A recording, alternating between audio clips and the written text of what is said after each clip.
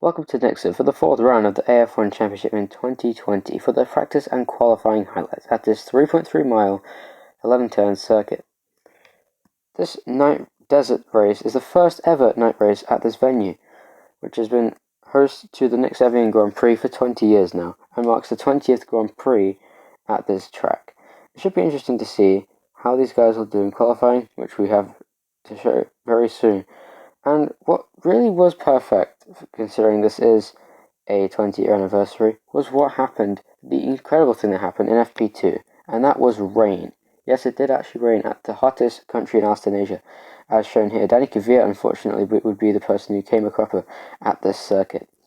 Going off at turn 2, under braking, and the car hit the barrier rear first. Luckily, no suspension damage was done, but it was enough to prevent him from doing anything in that session. But qualifying Solar Science was fast early on, getting in the top 3 by the end of the session, as Alexander Albon hit the barrier, hit the Tech Pro wall on the exit of turn 9, going through the kick of 10. Car some oversteer on the exit of the corner. He was unfortunately unable to correct the car, and he went rear first into the barrier.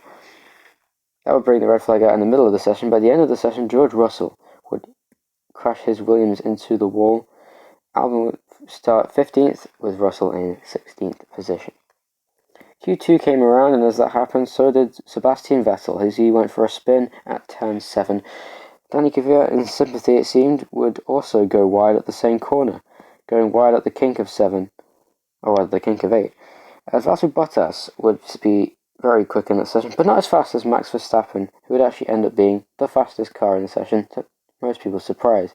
Before that, though, Sergio Perez would spin, with the Londoner narrowly avoiding a head-on collision with the Racing Point.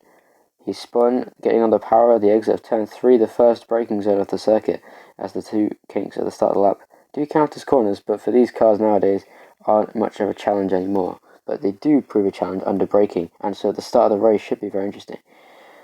Verstappen, as I said earlier, was quickest in the session, but it was no other than Valtteri Bottas on pole position for the Grand Prix. An incredible lap, just over 9 seconds, would give him pole position. For the first time this season, though, not a front row lookout for Mercedes, with Verstappen second place. Then Hamilton and Stroll on the second were very good from Stroll to get the 4th position.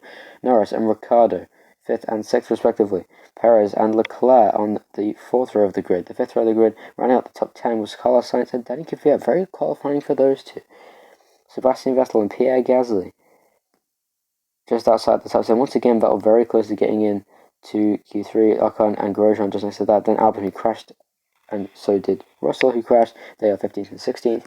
Magnussen and Raikkonen 17th, 18th. And on the final row of the grid is Antonio Giovinazzi and Nicholas Latifi. You're watching us Ninja AF1, and I hope you enjoyed.